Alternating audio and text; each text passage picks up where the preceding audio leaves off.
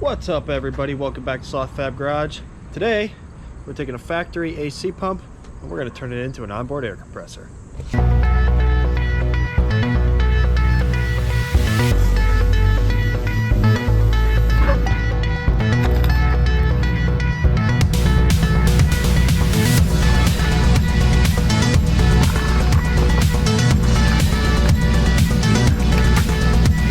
Good line.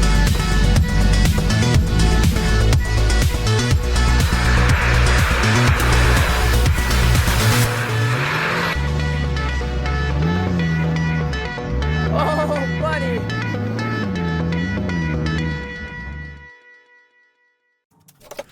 This is an air compressor that I just got out of the junkyard, and there are a couple different types of these compressors that you could find. I try to get mine out of a TJ or an XJ, though there are probably some other options that also work that are similar or the same. There are a couple different kinds. The most common one that I see besides this one is the one with the ports on top on a little manifold, like you see in the picture there. That one, not that you couldn't make it work, but it's certainly going to be a little bit more work than what we're doing. So what you're looking for is a pump with basically two threaded ports out the back of it, and that basically just allows us to adapt all of our fittings to it really easily.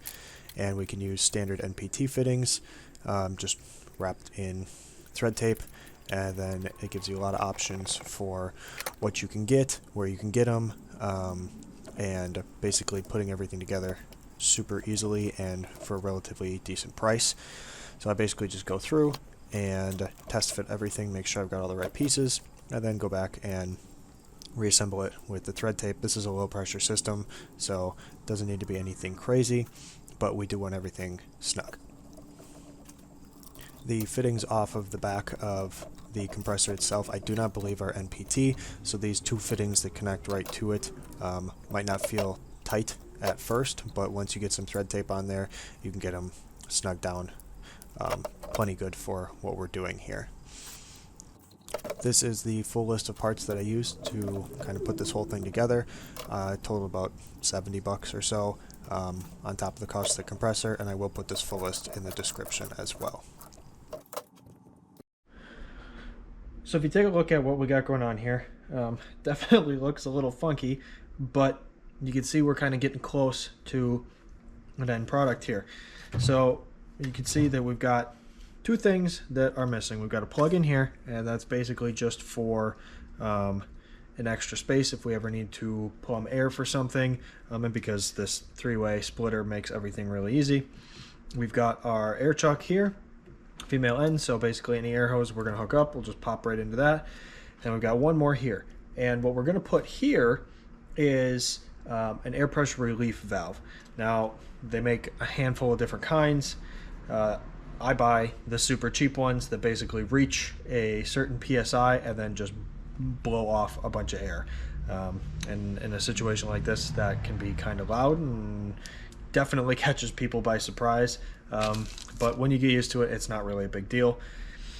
They make much smoother ones that just kind of maintain an air pressure, but I don't want to spend the money on that, and for something like this, it really doesn't make a ton of difference.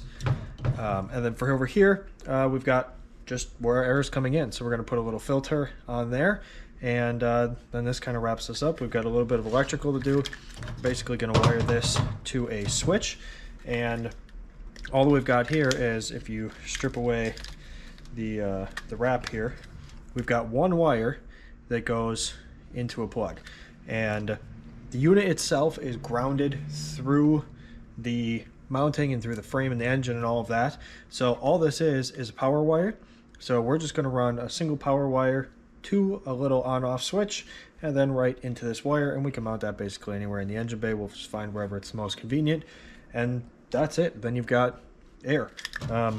I already have an AC unit in there, so I don't have to change my belt or anything like that. I don't have to change bracketry. All I have to do is pop that compressor out, pop this compressor in, put my belt back on, and we're good to go. So my TJ is currently outside in the trees here, but this is what it looks like on the one that's been in here. You can see we've kind of got the same setup. We've got the splitter the plug, the air chuck, and underneath there is our pressure relief valve. You can also manually activate it if it gets dirty or something like that. Every now and then it's good to just work that. And then here we've got our air coming in, and this little piece right here is actually something super useful, but I don't use it. I'm actually going to steal this filter for the one that we're building, because I've got some new filters coming in for the TJ here. I've got a bunch of these little filters on other things. We've got one over here for our fuel tank vent, and then that's just for like a PCV evap system going on there. But what we've got here is this little piece here is an oiler, and you basically fill that with oil, and then as air comes in, it drags a little bit of that oil with it and takes it inside. And that's a really good thing to do. These pumps do need to be oiled, and the reason that they aren't from the factory is because these are filled with Freon, and so they're filled with what's going to come out as green. It's basically fluid for a pump like this to run on, and that's what all of this works off of. And it's really good at lubricating, and it's obviously good at cooling and all of that stuff as well, and that won't be cycling through here anymore to keep anything lubricated.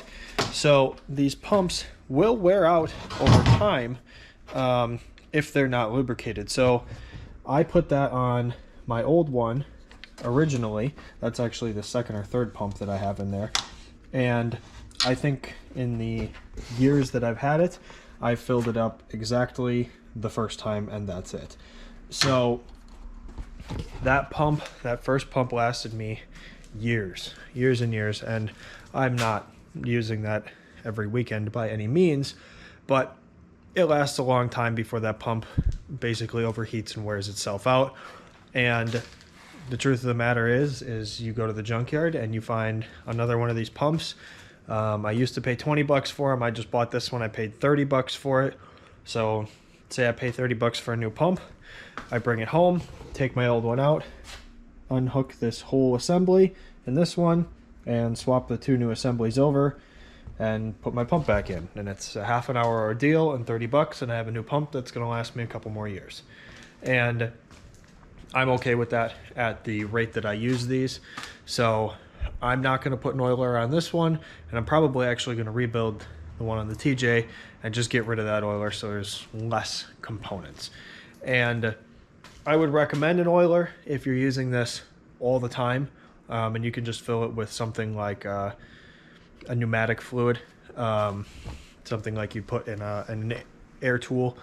But I'm not using them in a way that it's massively impacting, and so I'm willing to just pony up the cost for a new pump when the time comes, versus trying to remember to have to fill that up every now and then. And especially if the little reservoir leaks or anything like that, it's just kind of a pain, and something that's not worth dealing with for me specifically.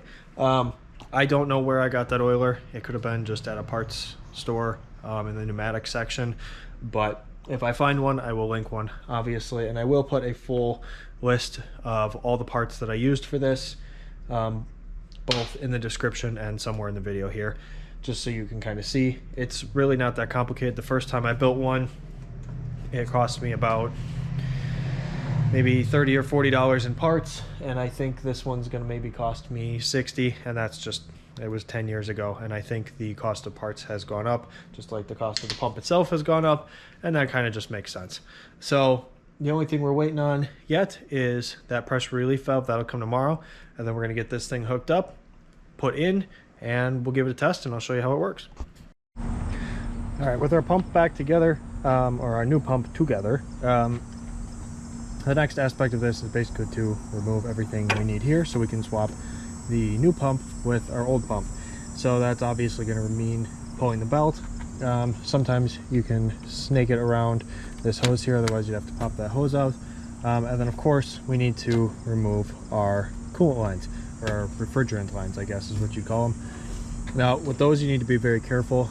If your system is charged whatsoever, that will release a freon gas, and if you get that stuff in your eyes, it can cause permanent blindness. So obviously that is not ideal. We can't go jeeping if we're blind.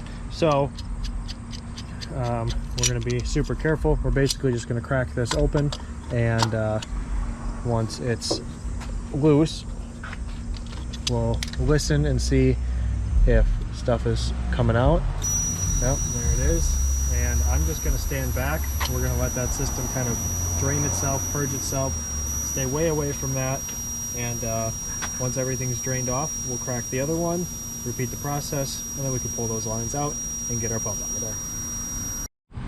Alright, with our lines removed, next step is to actually just pull the pump out. Now, there is the belt still on here, on mine obviously. You can loosen your tensioner, which is a 15mm bolt. You're going to need an extension and a 15mm right here. You can move your tensioner. I'm actually going to try to avoid doing that.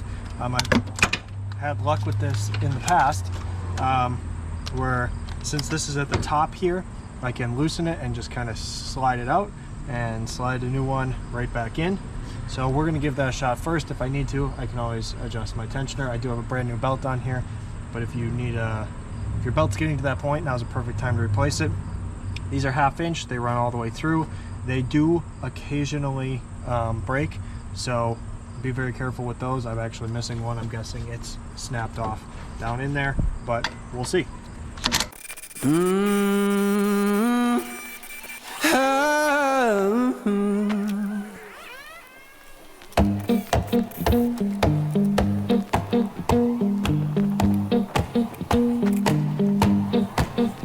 Well, I saddled up my shoes, headed out at dawn. Ain't no place gonna hold me when the road keep rolling on. Left my baby crying, said you can't live that way. Left my baby crying. And that's really all it takes to get our new pump in. You can see we've got just enough room to clear everything. This line is actually going to be going away. That's one of our old refrigerant lines. That's another thing I really like about doing this, especially if you're not using air conditioning all the time. These two lines go away. This whole block here goes away. There's a little canister down there. This goes away. All the electrical associated with that. And then also in here, the first radiator that you see is actually an AC condenser, and that covers your whole radiator, so that you can get out of there, which allows much better flow to your radiator. It's just, if you're not using your AC, it's a huge benefit to actually get rid of all of the components related to it. You have more room to work in here, cleans everything up, and then obviously better airflow for the radiator. But we got this back in. I'm gonna go ahead and pull some of this stuff out, or at least cut the lines so this stuff isn't flopping around in here, and then we'll fire this thing up and show you how it works. Now I'm rolling through the valley, wind hums through my head. Yeah, I'm rolling through the valley, wind hums through my head. You can tell my woman I'm gone, and I ain't coming back.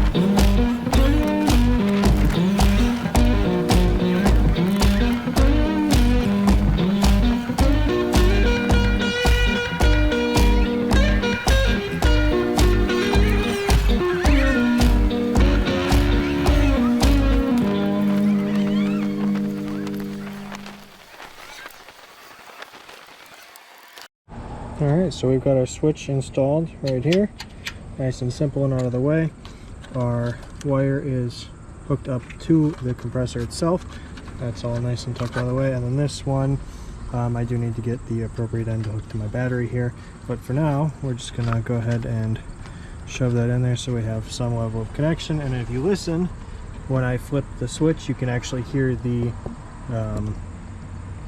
clutch engage on this pulley here. So that is all good to go. We just need one more connection here at the battery, and this is basically done. Well, we've got our cable actually hooked up. Our clutch moves as it's supposed to. If you can, I don't know if you can see in there or not, but it's moving, which is great, except my starter that I put in last winter has randomly failed, so I can't even start this if I want to, even if I'm jumping the terminals on the starter. So pause on this, new starter time, and then we'll show you. Tires down, aired down to 8 psi. That's probably wheeling psi, maybe not even that much, maybe 10, but somewhere in that range. And I'm going to go back up to 28. That's what I normally have these fronts at on the road. So we're gonna get the starter swapped out for a good one, and then I'll show you how fast this goes up.